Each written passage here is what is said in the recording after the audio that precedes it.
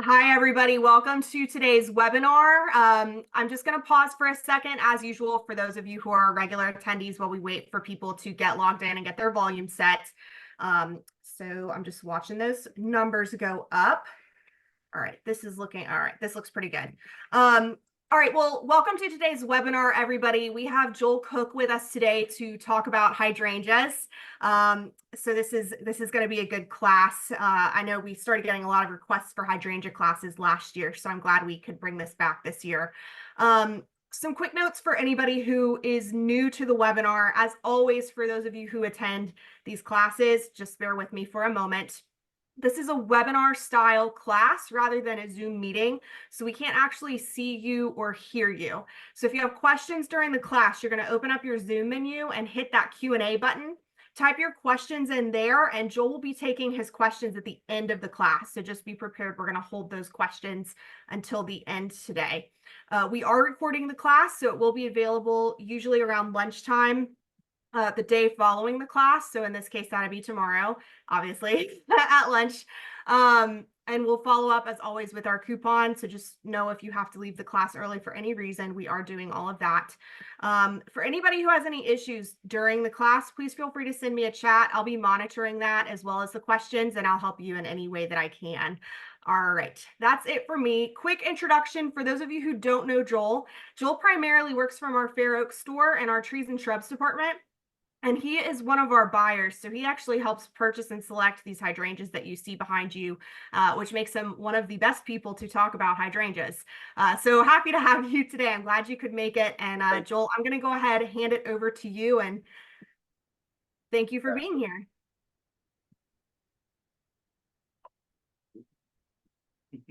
Hey there, everybody.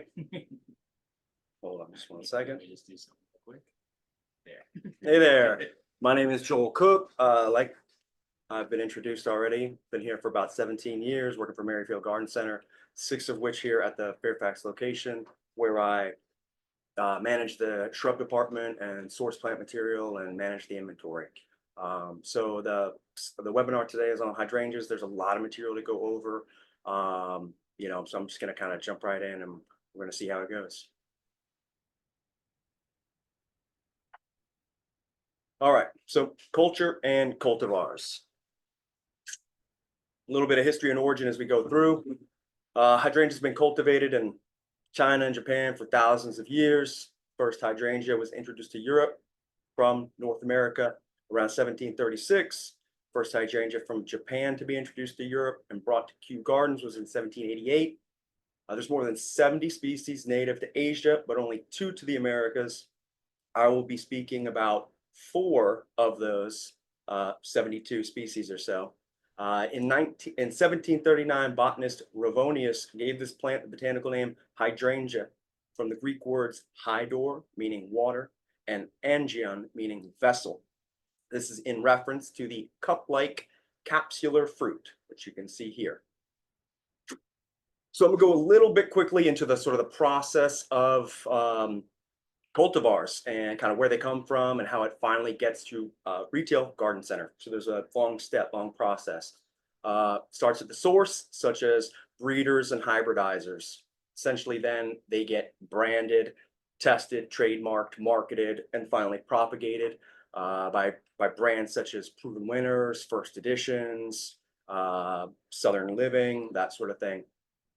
Our growers, the growers that we actually source plant material from, purchase those liners from Proven Winners, from First Editions, and they then grow them on to retail ready plants. We then purchase those plants from the grower. So although these plants come in with the Proven Winners pots or First Editions pots, we didn't technically order from Proven Winners, but through a grower that purchased them from Proven Winners. Here's a quick cultivar conundrum. So there's literally hundreds of new cultivars being released each year. How does one decide? How does a consumer decide? How does the garden center decide? How does even the growers decide which one to grow? So our growers need to sift through and select what they feel to be the best and most desirable cultivars. A few years down the line, for purchase and production, it takes time to produce retail ready plants. But what happens is older, less desirable cultivars are dropped from production to make space for newer cultivars, sometimes disappearing from the industry. Although a new cultivar may be advertised as available in garden centers, we are at the mercy of what our growers have chosen to purchase and grow to size. There is a lot of feedback between garden centers, growers about what customers are asking for, what's hot, what are the trends, that sort of thing. So when we go and visit these nurseries, these our growers, a lot of times there's a lot of feedback, there's a lot of questions and answers. We let them know what's hot from our point of view. They let us know what's available, what's going to be hot, that sort of thing. So here are two cases of competing brands, proven winners and first editions. In many cases, competing brands release nearly indistinguishable cultivars. As you can see here, Zinfandel, Berry White. I made a seminar maybe 5 years ago about the whole process from cuttings and seeds all the way through the process, finally hitting retail. This is one of the slides from that. And these Zinfandel and Berry White are actually very difficult to source now because, again, 5 years ago, the industry was totally different. So, like I said, it's very complicated to figure out what hydrangeas are going to be hot. And kind of my job is to kind of keep my finger on the pulse and, figure out what's the best performing, what's the, biggest blooms, the repeat blooming, sturdy stems, et cetera, et cetera, et cetera. So I thought the easiest way to break down hydrangeas was to, distinguish the different species. So I'm going to talk mainly about these first four: Hydrangea arborescens, or smooth hydrangea, Hydrangea macrophylla, or big leaf hydrangea, Hydrangea paniculata, panicle, and Hydrangea quercifolia, or oak leaf. We're going to jump right into it. So this is Hydrangea arborescens, or smooth hydrangea. This is one of the native hydrangeas actually to the eastern United States. This plant is a loosely, widely branched shrub with many thin, long stems. It is native to the eastern US and Virginia in moist, rocky slopes and stream banks. The tiny, white, sterile flowers bloom in May through July in flattened clusters. In this case, the flower color is not affected by the soil pH. Certain cultivars have different colors, but those have been selected for that color. There is no real color change on Hydrangea arborescens cultivars. This plant is easily grown in partial shade, but prefers morning or filtered afternoon sun. It can be grown in full sun if the soil is consistently moist. And there is a difference between consistently moist and wet. It's all about the drainage.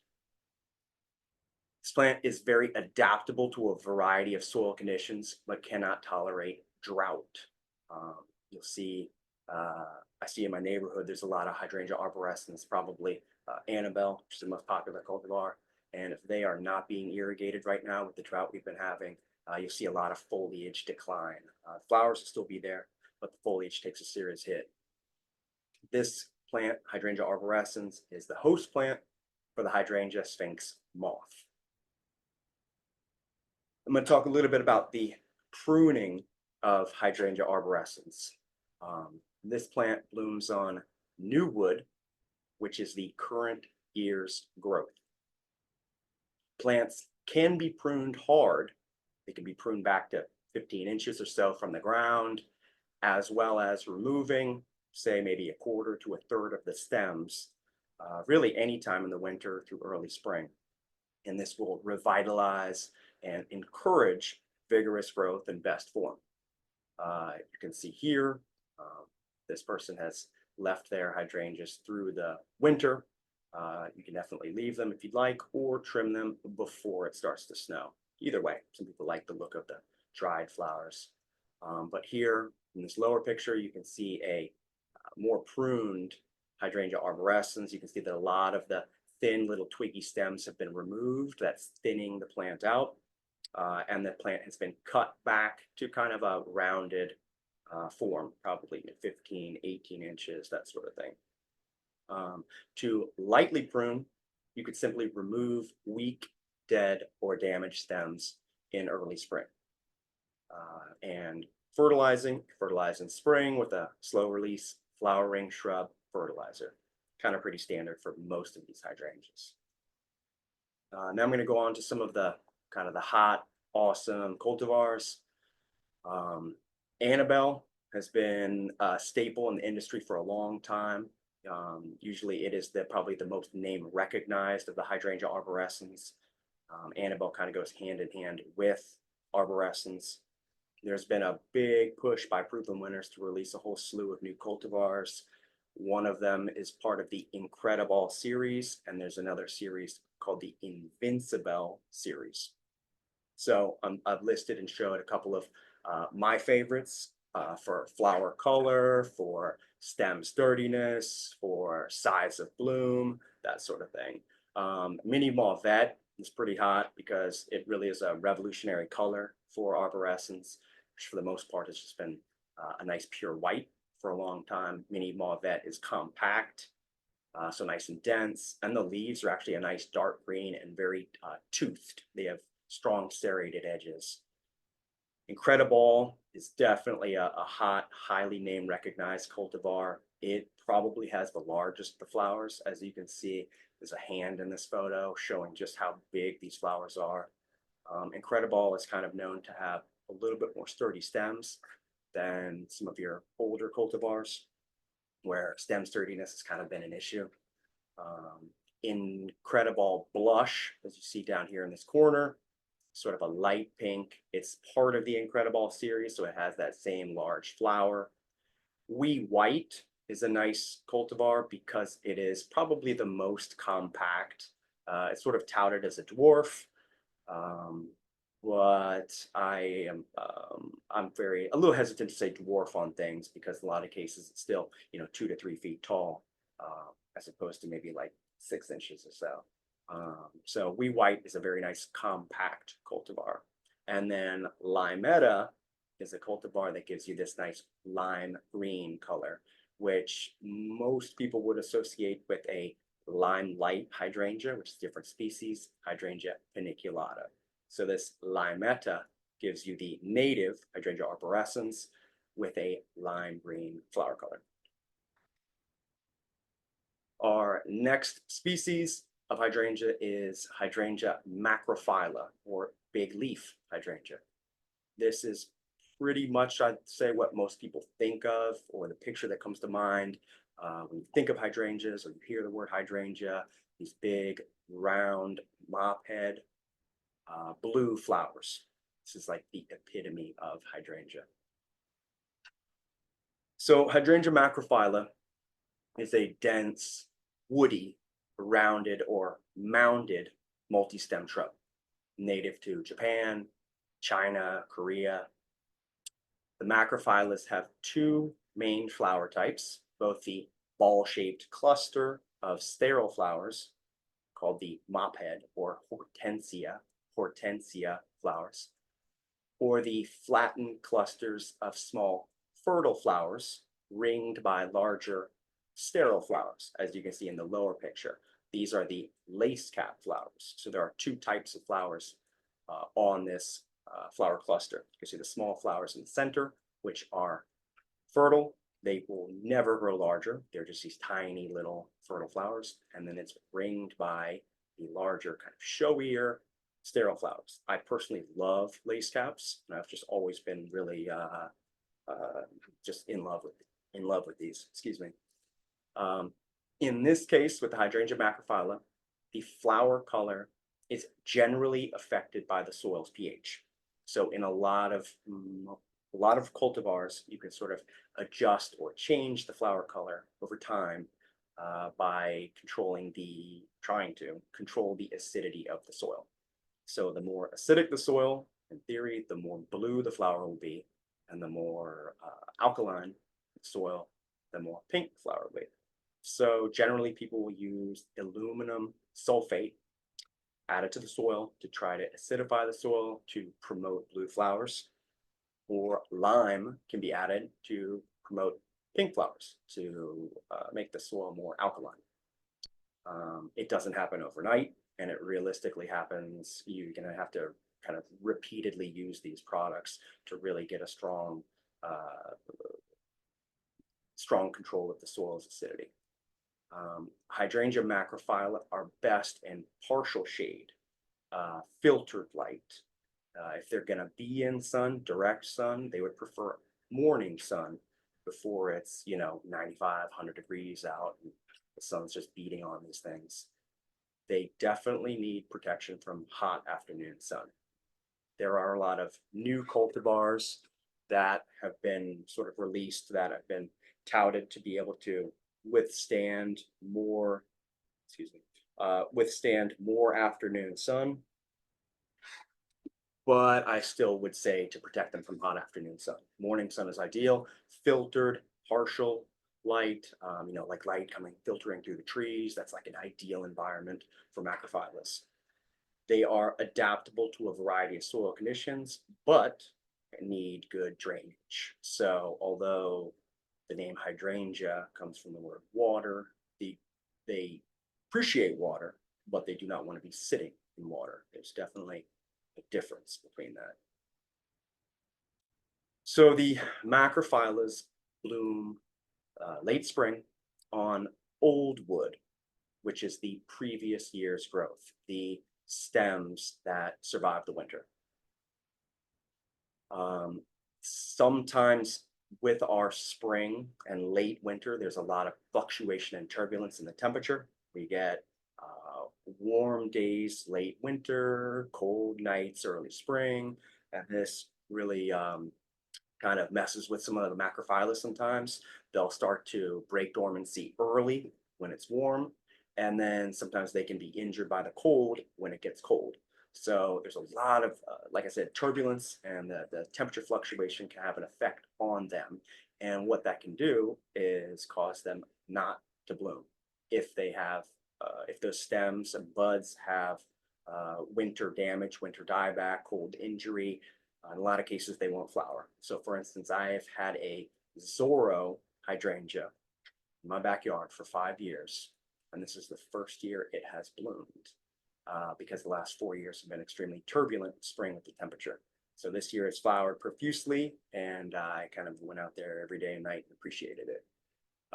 So because they bloom on old wood, it's best to prune hydrangea macrophyllas in late summer, right after the flowers have finished blooming.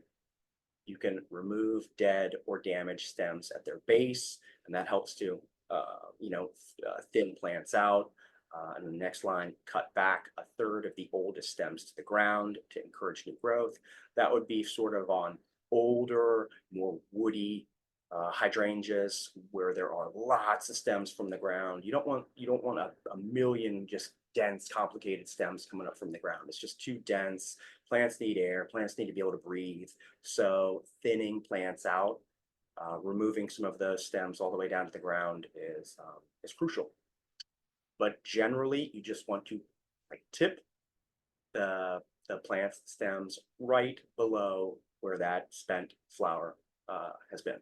And that's kind of controlling its height. You can give it a little shape up if you want, that sort of thing, but you don't need to trim or prune this hard or heavy. This is one of those things where if you prune it hard in winter, you will not get flowers in the spring. There are a lot of new cultivars that have been selected and I guess bred and hybridized to be repeat blooming. And the concept with that is that they bloom on old wood and new wood. So what happens is that first bloom, that big bloom that you see, would be from last year's stems.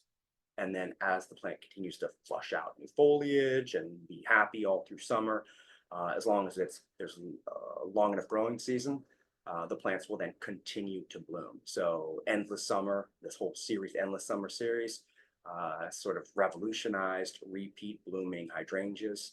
And a lot, I say most, but a lot of the trend now in cultivars would be selecting repeat blooming hydrangeas. And that just is kind of a no-brainer for making sure that regardless of the winter, we'll get blooms. And yes, so And again, as with most hydrangeas, you can fertilize in spring with a slow release flowering shrub fertilizer. All right, here's the fun part. So these are some of my favorite cultivars of the mop head or hortensia type macrophyllus.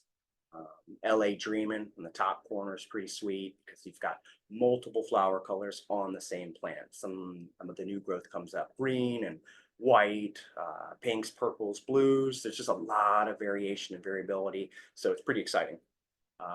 Blue Jangles generally is blue, though you'll see it sometimes come in pink, but it is a very compact form, large flower, compact form. That's got a lot of name recognition over the past couple of years.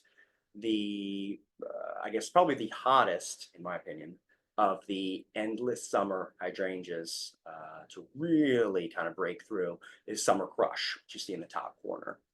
So again, part of the endless summer series, it repeat blooms through the season, and it has a really nice dark pink, almost red. It's sort of touted as a red flower, but I don't think it's technically red.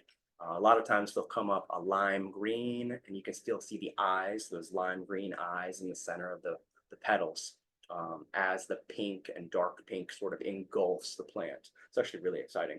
I started being able to source kimono this year, and it has shown to be really awesome. You can see the flowers are, I mean, this just beautiful white with an edged pink, kind of frilly, lacy. Kimono really surprised me this year, and I kept ordering as long as I could source it, and it pretty much just kind of walked away really quickly. Green Cloud is another one that is new to me this year. I saw photos from one of our vendors, I guess availabilities, and it kind of knocked my socks off. So it's like, I got to bring this in. This is wild. This is crazy. And Green Cloud, I guess, for a while has only been available in the, I guess, the cut flower industry. And it's kind of recently now been introduced to the nursery industry so that we could actually propagate it, sell it, and source it. So Green Cloud is a pretty sweet one. Zebra, there's a couple of varieties, cultivars, I'm sorry, that a couple of years ago, the big trend was stem color, red stems, black stems in the case of Zebra. And then the next slide, you'll see Zorro. So Zebra and Zorro hit the market, I don't know, maybe like 7 or 8 years ago, and really kind of took the market by storm. It was wild with the black stems, kind of revolutionary. But Zebra, as the name says, would be the white frilly flowers with black stems. Really exciting. These are some of my favorite lace cap cultivars, again, of Macrophylla. Popstar is the newest of the Endless Summer. So it's another lace cap that is compact in form. So for the longest time, Twist and Shout was hot, but Twist and Shout gets massive, 5-6 feet if you let it grow. So Popstar is a compact form that has big blooms in a compact form. So I think that's kind of the trend now is big bloom, repeat blooming, compact form. Just a lot of interest, a lot of excitement. Wedding Gown, one of my favorites, beautiful lace cap flower, double petals. So you can see there's actually petals within petals. Very nice. Let's Dance Can Do is another, I mean, there's literally hundreds of new varieties that are coming out. So like I said, it's part of my job. Again, the cultivar conundrum to figure out what's hot and kind of what's a flop, that sort of thing, what's a dog in the industry, so to speak. Cherry Explosion is probably one of just a few red lace caps. Most of them you see are going to be pinks, light blues. Zorro, which, like I said, I've got a Zorro in my backyard, and it's beautiful when it blooms, and when it didn't, it was just beautiful foliage. Light of Day has always been one of my favorites as well. Light of Day is a lace cap with variegated foliage. So variegated foliage is sort of the oddity on a lot of hydrangeas. And Light of Day and an older one, Mauricii, are about the only two variegated in the industry. Next species, the Hydrangea paniculata or panicle hydrangea. These are extremely impressive, vigorous, strong, sturdy, love the sun, long bloom time, almost indestructible in my opinion. They are dense, woody, multi-stemmed shrub or small tree. native to China and Japan. They have extremely large conical flowers consisting of small fertile and or sterile flowers. You can see here in the top picture, there's limelight, and it is all sterile flowers, whereas this lower picture is most likely quickfire or little quickfire. As you can see, there are sterile and fertile flowers. I like both. I think it's just really exciting. So in the case of the paniculatas, the flower color is not affected by the soil pH. But, oops, I forgot to mention here, they bloom during the summer, and most of these the flower color will fade, actually mature into pinks and sometimes even deep reds and burgundies as they mature in the fall. So you get a long bloom time and a lot of interest as that plant goes from blooming, the changing color, and even as an attractive focal piece as a dried flower. Sometimes people leave them through the winter as winter interest. You can take cuttings of these, bring them inside. It's just a really durable, strong hydrangea. So the paniculatas are easily grown in full sun and is the most cold hardy hydrangea. So it really makes them almost indestructible, bulletproof. They love sun. If you've got a hot, sunny spot, paniculatas are the way to go. They're adaptable to a variety of soil conditions. But again, as with most hydrangeas, they are best with good drainage. So the paniculatas, just like the arborescens, bloom on new wood, which is this year's current growth. So what that means is that you can trim them in the winter. You can trim them hard if you want to. Some of these paniculatas get large, massive, 8, 10 feet tall. And if they weren't trimmed year after year after year, they can get some size to them. Some of the older cultivars like PG, Paniculata grandiflora, are basically small trees. They're 20 footers still out there. So the beauty of the paniculata is that they can withstand hard trimming and just bounce back and look awesome and grow vigorously and just have massive blooms on them.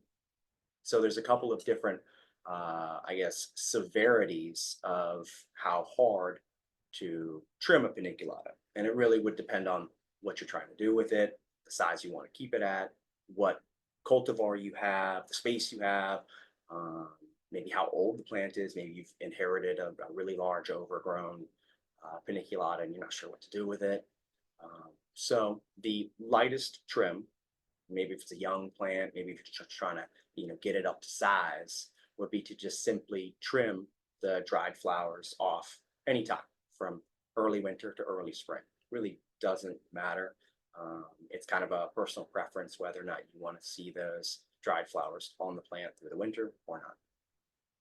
The moderate prune would be to be removing weak, dead, damaged stems all the way down to the ground to thin out the plant, to reduce some of the stem density, and then tipping to prune to shape. You can cut back, you can reduce by 1/3 of the size, you can reduce by half the size, that sort of thing. They are quite vigorous and, like I said, withstand pretty heavy pruning. I myself have a limelight hydrangea in my side yard that just gets brutalized with hot sun all day long, and it thrives, just really, really thrives. Grows to be about, I'd probably say 10 feet tall, and just massive.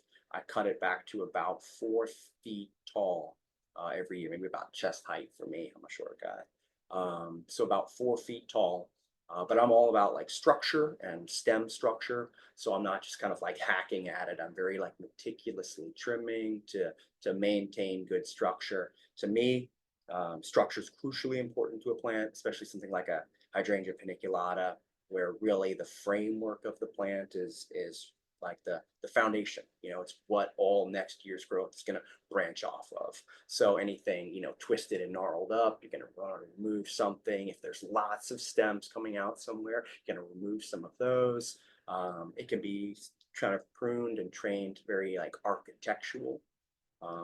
So very nice, even for winter interest. If a plant is well maintained and well pruned, there can be a lot of winter interest just on the structure of plants, even when they're not doing anything, just sticks, so to speak. And I guess last but not least, these can be trimmed back hard, 18 inches or so. I've seen these brutalized down to almost nubs, almost like you ran it over with a lawnmower or something like that. And they just explode the following year. I mean, they just have, you take no mercy.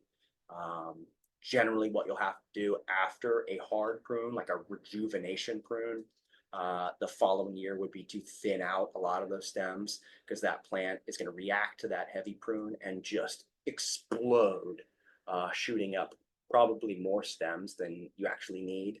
So then you'll come back and thin out half of them or even more, again, kind of reestablishing the framework, the structure for next year. So it just depends on what you're trying to do. And you got to read your plant. That's what I always tell people. Read your plant, look at it from different angles. It's really exciting. And again, with all of these hydrangeas, you can fertilize in spring with a slow release flowering shrub fertilizer. Here are some of the hottest paniculata cultivars that have kind of come out in the last couple of years. So Limelight and Little Lime have been in the industry for probably about 30 years now, and they have some serious name recognition. Kind of everybody knows Limelight and Little Lime. Recently, probably over the past, maybe I want to say like 3 or 4 years, there's been a whole resurgence, almost like a renewal of these hot cultivars that have been just strong and performing for the last 30 years. Proven Winners really dumped out a whole slew of, and again, these things are top notch. So I'm a little cautious with all these new cultivars coming out. So, part of my job is to select top performing plants, and then when I see, 50 new paniculatas available to me, it's a little overwhelming because I can't have an entire garden center of just Hydrangea paniculata. It would be possible, it'd be very possible to fill up 20 beds with just hydrangeas. But then that's just a little too much variety. So it's very much a like walking the tightrope of having hot things, top performers, but not being overwhelmed, not overwhelming customers, with 10 cultivars that are nearly identical, indistinguishable. That's just confusion. So I'm all about customer confidence. And so I feel like it is part of my job to sift through all of these new varieties and select not only the hot ones, but ones that are performing, ones that are going to be available for years to come. So it's just a little bit of what I have to do other than counting plants and that sort of thing. So, all right, back to the cultivars. So Limelight Prime is an improvement over Limelight. For the stems are sturdier. They're generally a little bit more upright in growth habit as opposed to kind of spreading and sprawling. So you get a little bit more of an upright growth habit. The stems are actually a little bit darker. They've got kind of a reddish stem, which is really nice. Little Lime Punch would be an improvement over Little Lime. Again, stem sturdiness. Little Lime Punch's stems are thick. They're really dense, really strong. I mean, you can pick the plant up by the stems. Don't recommend it, but it is super tough, super durable, and its flower color as the plant matures is unbelievably impressive. I think they called it punch because it's kind of seen as, I guess, fruit punch or Hawaiian punch, that sort of thing. But as that flower matures, it really pulls on some serious, like, saturated pinks, watermelon colors. It's unbelievably exciting. So once I started seeing that actually perform at growers when we were doing fall tours and summer tours, I was 100% on board, and I haven't looked back since. Punch is pretty serious. Little Quickfire is an improvement over the age-old classic Quickfire. And you can see in this case, the flower structure is a little bit different. It has both sterile and fertile flowers. as opposed to little lime and limelight that have all sterile flowers, a big puffy conical shape. Little quickfire, just like quickfire, is one of the earliest of the paniculata to bloom. So it's nice to kind of stagger plants, stagger blooms, that sort of thing. You know, the best landscape, in my opinion, is one that's blooming and doing things all throughout the season. You don't want everything just firing up at once. So the quick fire, as well as little quick fire, ways to kind of extend your paniculata season, hydrangea season. I've always been in love with Pinky Winky. It's kind of like the silliest name, and everybody laughs when you say it. But it is a superstar. And there's actually a newer one that I just saw it maybe 2 weeks ago. We were in Ohio, and I started seeing Pinky Winky Prime. And no joke, Pinky Winky's flowers were about this big or so. Pinky Winky Prime, they were about this big. It was just unbelievable. I mean, massive flowers. The stems look sturdy. The stems had that reddish pinkish color like you see in Pinky Winky. I can always pick out Pinky Winky because of the stem color. So Pinky Winky Prime looks like it's going to be just a rock star. So I'm excited to see that. Again, it's I'm at the mercy of what is available to me to actually purchase, to actually source. So as more of our growers jump on board with Prime, Pinky Winky Prime, I'll be able to stock it as a line item as opposed to kind of just having it here or there when I can. The next one on the list would be Bobo, which that's been a strong compact grower for years and years and years. So Bobo is a pretty rock star. Bobo, like Little Lime Punch and Little Lime, are the compact paniculatas. There are, and we're talking, 3-4 feet maybe or so, something like that. There are some dwarf paniculatas that are seen in sort of a 1 to 2 foot range. There's like tiny quickfire and quickfire firelight tidbit and like a whole slew of other almost miniature paniculatas. I don't know if I'm 100% on board with these. They just seem a little too small for how big the flowers are. That's just personally. So again, that's just a personal preference. To me, I think paniculatas should be big and bold and a real statement. That's what I feel. And last but not least, Firelight. Again, a large cone, strong stems. This has some serious fall color. As you can see here, it almost turns red. Which gets the name Firelight because it kind of turns fire.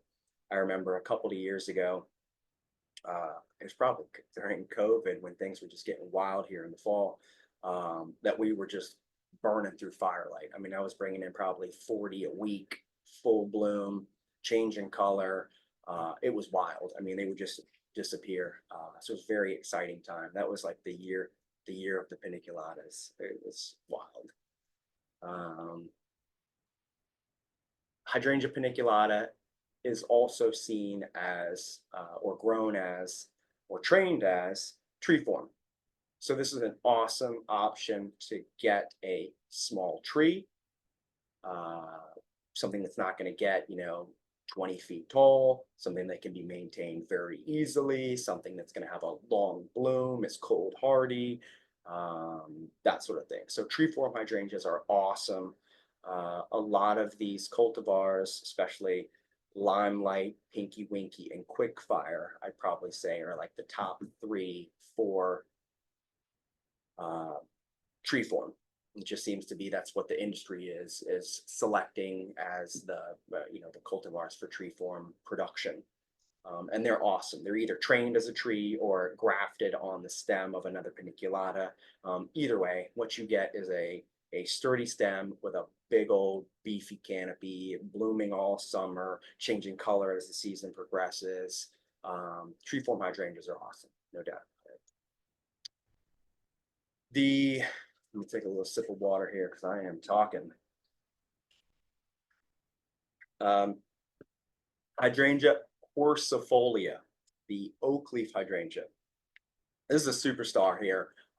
I like oak leaf hydrangea in mass or as a specimen, really bold with its leaves. So the oak leaf hydrangea, or Hydrangea quercifolia, is a dense, woody, upright, broad, rounded, multi-stemmed shrub. Native to the southeastern US, kind of from North Carolina and south, in moist woods and stream banks. The large conical flowers, consisting of small fertile and or sterile flowers, bloom during the summer, and again, like the paniculatas, change to pinks and reds as they mature in the fall. The flower color is not affected by the soil's pH. They have the most unique leaves of all of the hydrangeas, in my opinion. Their leaves are oak leaf shaped, and that's where it gets its name, quercifolia, because the oaks are in the genus Quercus. So this is Hydrangea quercifolia, or leaves like oak.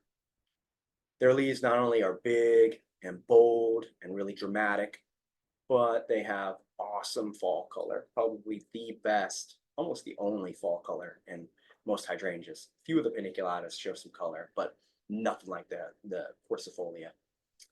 You get some serious dramatic oranges, reds, purples, mahogany, just a serious color change. And the fact that it is a US native makes it an awesome plant, really good for the woodland garden. The stems also have winter interest. They have exfoliating bark. You'll see in the winter, as you know, all the leaves drop, you can see the structure. They're a little bit gnarly. They're a little bit wild and twisted and gnarly. It's a really interesting structure for hydrangea, really woody. And as the plants mature, those stems, those oldest stems, will peel and flake. It's actually really awesome. Again, I'm all about structure, winter interest, and it's exciting. They are easily grown in full sun to part shade. If they're grown in a lot of sun, like full sun, afternoon sun, they would prefer a summer mulching to retain soil's moisture. They are adaptable to a variety of soil conditions, but need good drainage, as with most hydrangeas. So again, there's a difference between being moist and wet, if that makes sense. The quercifolia, the oak leaf hydrangeas, bloom late spring on old wood, like the macrophyllus. So they bloom on last year's stems, the previous year's growth. So what that means is you do not trim these hard in the winter. You're sacrificing a lot of its flowering. You could do a rejuvenation prune if you want. Just know that you're going to be sacrificing flowers. So generally, they require little pruning, minimal pruning. You could kind of like tip some of the flower stems, the flowers, spent flowers off. You could kind of shape it up if you want to. You can remove, in like in most cases here with hydrangeas, removing dead or damaged stems at the base. You can thin the plant out a little bit if it gets too twiggy. And on old or overgrown plants, you can remove maybe like 1/3 of the oldest stems, the gnarliest, woodiest, and sometimes nastiest stems, all the way down to the ground. And what that's going to do is encourage new growth. So young, new stems are going to come up from the ground, and kind of year after year, as you're removing the oldest, gnarliest stems, the new growth comes up, and you're continuing to like rejuvenate and just maintain this beautiful plant, as opposed to letting something get massive and gnarly and then just have to haphazardly hack away at this thing. So there are definitely ways to maintain plants to keep them looking awesome year after year.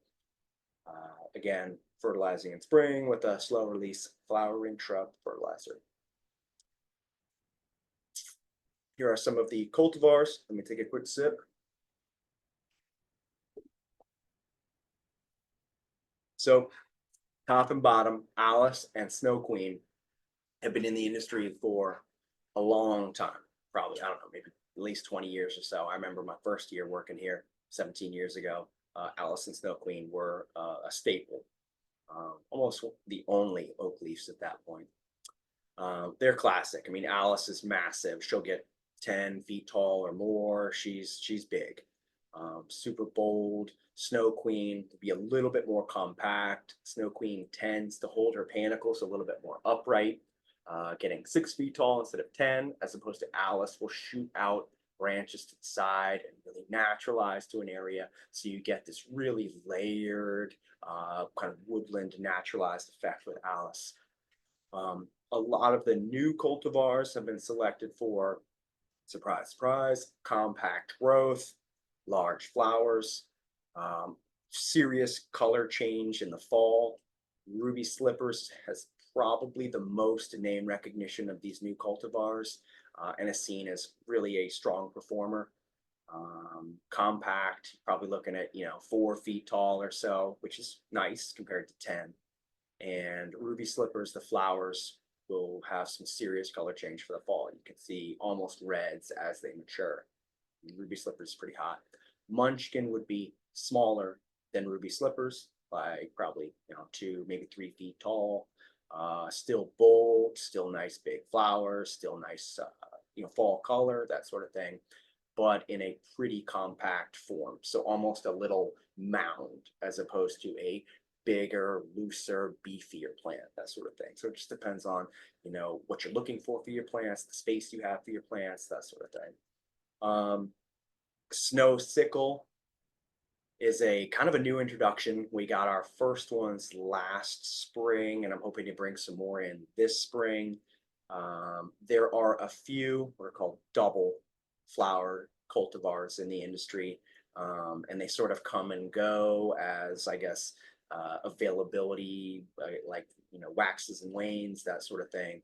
A lot of the older ones, the flowers were massive and beautiful, but there was really poor stem structure and the plants just kind of flopped all over. So over time, people were looking for stronger, sturdier plants. And so those older cultivars are sort of weeded out. It's kind of, I guess, natural selection of the cultivar world. Snow Sickle seems to be, from what we're reading and what we're seeing, pretty strong, pretty durable, but it has double flowers, so meaning petals within petals. So it's pretty impressive. Jetstream is another cultivar that we've been able to source for a few years. To me, it seems like it's the most leaf spot resistant, and you'll see that in a lot of cases with the oak leaf hydrangeas and the macrophylla hydrangeas that they get leaf spot. It happens. It's just like a reality for this plant. It's no big deal. But in our area where it's very hot, very humid, there's a lot of moisture. Fungus is prevalent. So it's a reality. Like I said, no big concern. But Jetstream seems to be one of the newer cultivars that has the cleanest foliage. Okay, I'm going to talk really quickly about Hydrangea serrata. Serrata, the mountain hydrangea, has been popular in the industry for years and years and years and years. It's sort of an old school hydrangea. There are some cultivars that are just Hydrangea serrata. A lot of those cultivars are kind of disappearing in the industry. But what's happening is the breeders and the hybridizers are hybridizing Hydrangea serrata with Hydrangea macrophylla. So in most cases, people can't tell the difference between these two species because the leaves look very similar. I guess the benefit of hybridizing serrata with macrophylla is that serrata has increased cold hardiness. It just by species repeat blooms.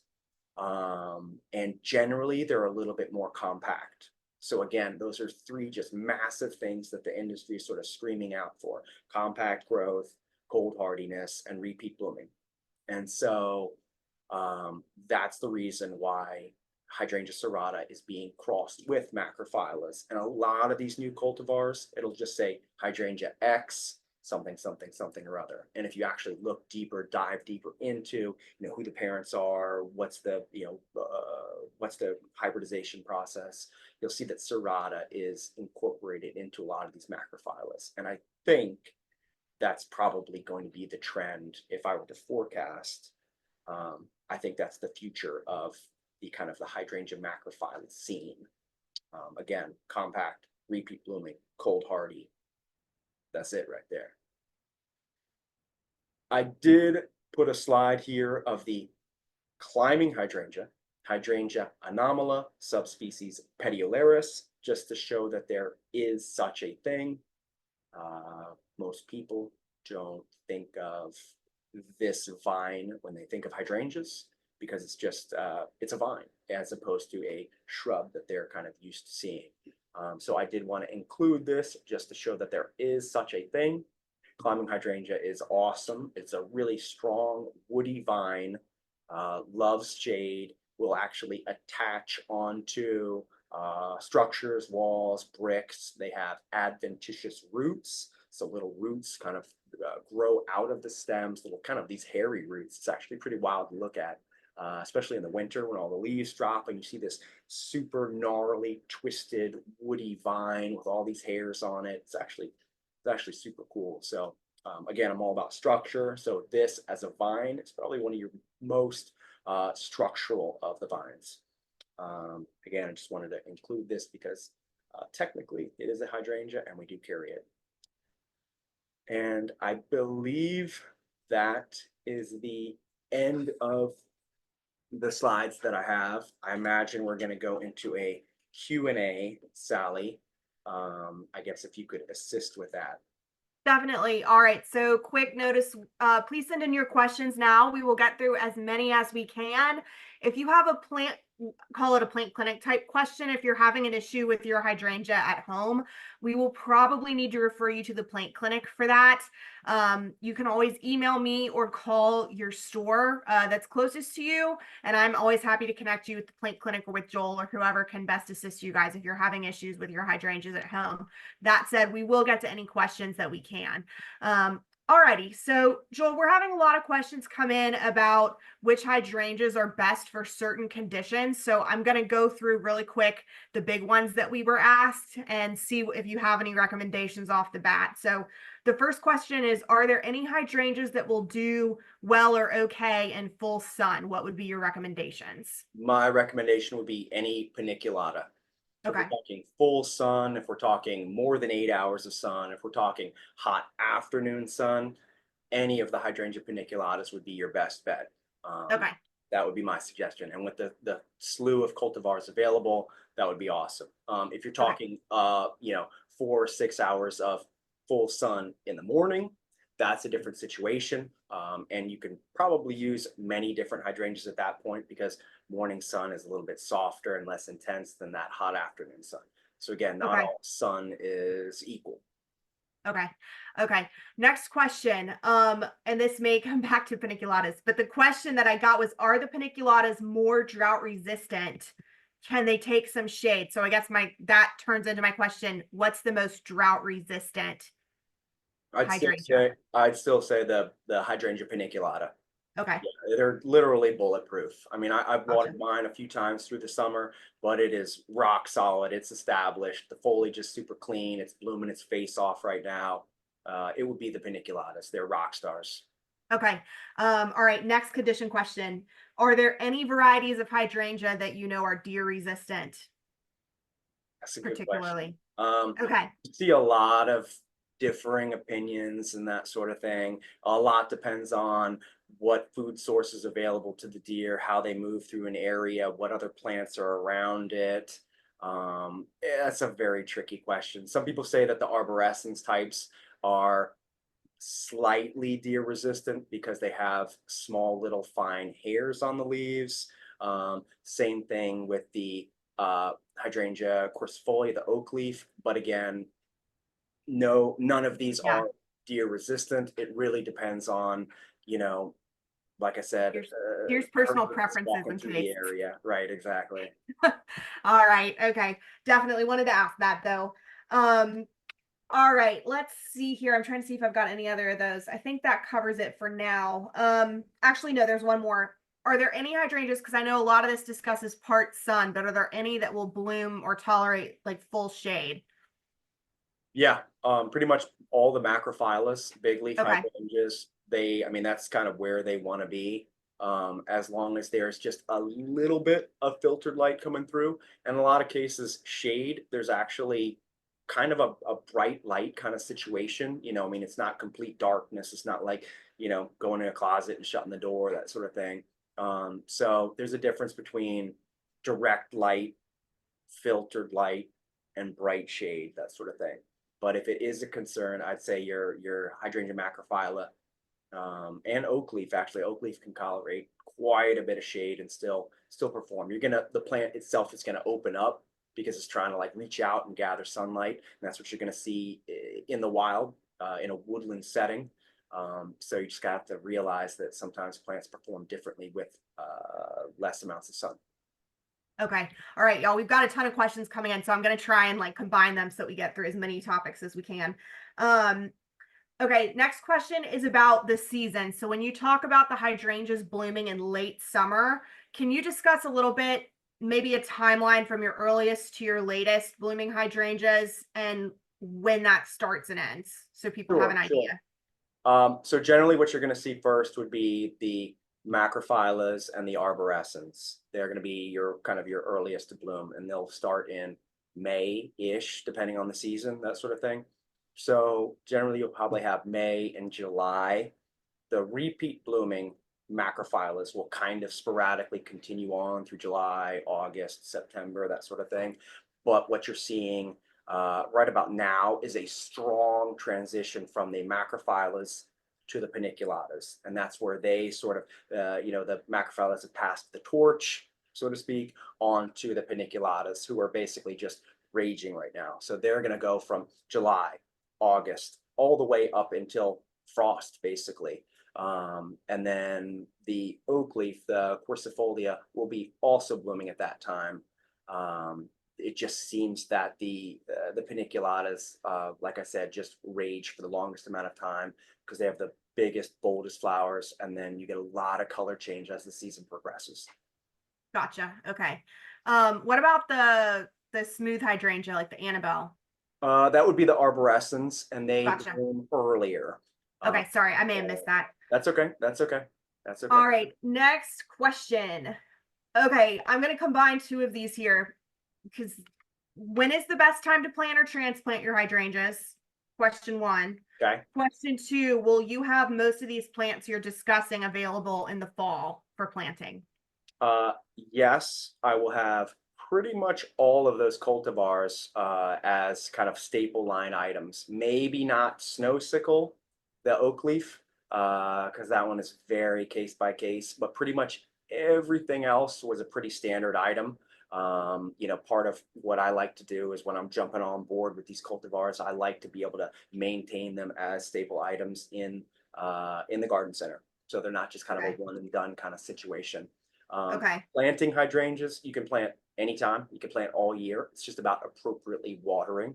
So you can plant when it's hot. You can plant in the summertime.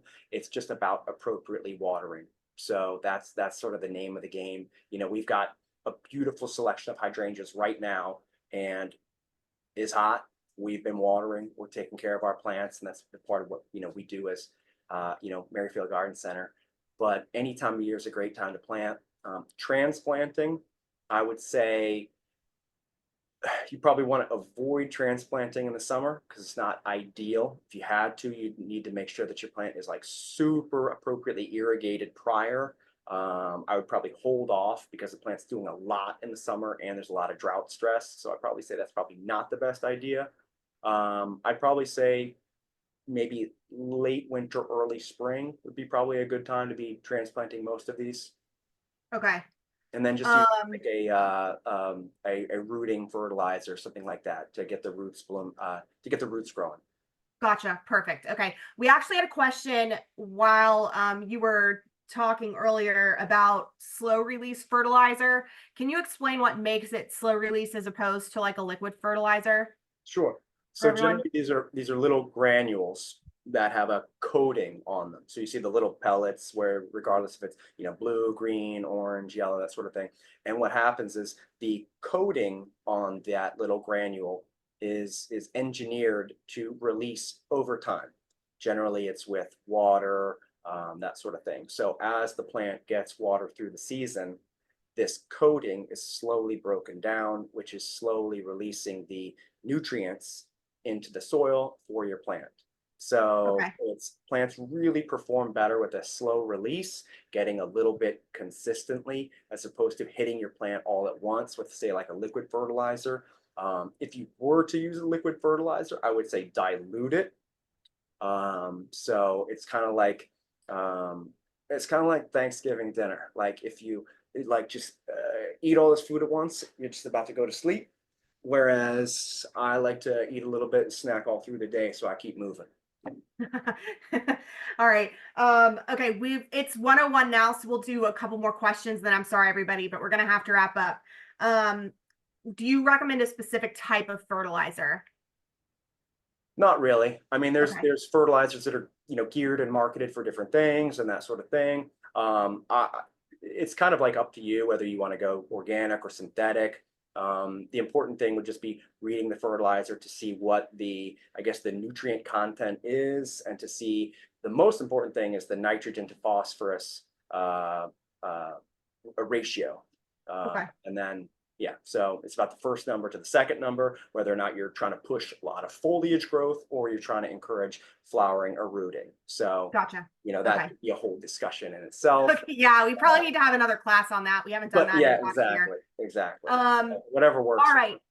Let me wrap up because I know we're past time. We want to respect everybody's time, but we have a few questions on climbing hydrangeas, so I want to get to at least one of them. We've had a few people ask if the climbing hydrangeas can cause damage to like trees if it's growing up a tree. Is that an issue? Like, or I guess the structure of a house, or is that a concern, or is that not a concern? I guess it could be. I don't know how much of an issue it's going to be because it's not a super vigorous plant. So in terms of really kind of strangling trees, I don't really think that's a concern. They more just kind of latch on for support. And then, I mean, the answer for houses or that sort of thing, it's like, yes, it's possible. They are attaching on to the wood, that sort of thing. So yes, it's possible. I don't really have a good answer for that, but they sure do look beautiful when they do. Okay, yeah. Maybe. All right, anybody who's got questions about that, let us know. We can see if we can maybe get you with a plant clinic. All righty. That is about time. We just don't have time anymore. I'm sorry. Oh, thank you guys. We're getting some nice notes from customers. Joel, let me just give everybody quick notes. Reminder, we will have the recording. We are going to email out the coupon. If you need to follow up with Joel or the plant clinic, please feel free. You can hit reply on your webinar registration email. That goes to me, or you can call the store, your preferred and closest location. And Joel is at the Fair Oaks store. Just a quick reminder for that. So Joel, do you have anything else you want to wrap up with before we conclude? That's it. Stay excited. All right. Come and visit us. Take a look at some cool plants.